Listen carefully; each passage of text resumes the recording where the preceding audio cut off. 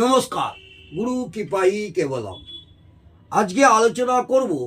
আজকে আলোচ্য বিষয় হলো ক্রিস্টাল বল।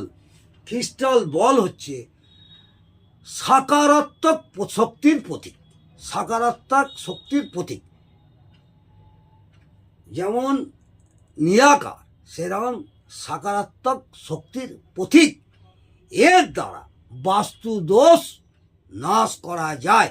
এই ক্রিস্টাল বলের দ্বারা বাস্তু দোষ নাশ করা যায়। প্রত্যেক ক্রিস্টাল বল সূর্যের কিরণকে পরিবর্তন করে রামধনু রঙের সৃষ্টি করে এবং গৃহকর্তার ভাগ্যকে সৌভাগ্যশালী করে তোলে এই ক্রিস্টাল বলের দ্বারা। ক্রিস্টাল বলের ধার্মিক মাহাত্ম্যও আছে।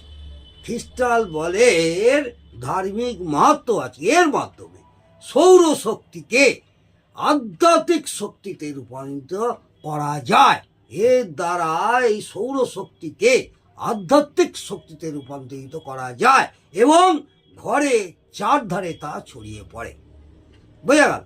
শুধুমাত্র এই দেশেই ক্রিস্টাল বলে ব্যবহার হয় এমন নয়, বিদেশেও এর ব্যবহার হয়।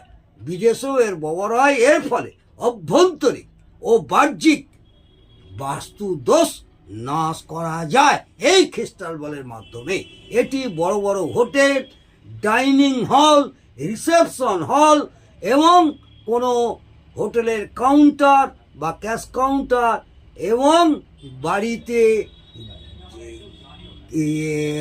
বাড়িতেও যেখানে আপনাদের ডাইনিং রুম আছে সেখানেও এই ক্রিস্টাল বলের লাগাতে পারেন এবং বিভিন্ন জায়গাও আপনি গৃহকর্তার মঙ্গলের জন্য এই ক্রিস্টাল বল লাগাতে পারেন। এই ক্রিস্টাল বলের দ্বারা আপনার বাস্তু দোষ নাশ হবেই হবে। এই টোটকাটি আপনাদের বললাম। যদি ভালো লাগে অবশ্যই কমেন্টে জানাবেন এবং আমার একটা সাবস্ক্রাইব করে দেবেন। আগামী দিনে এইরকম অনেক সুন্দর সুন্দর টোটকা আপনাদের পরিবেশন করব। নমস্কার, জয়।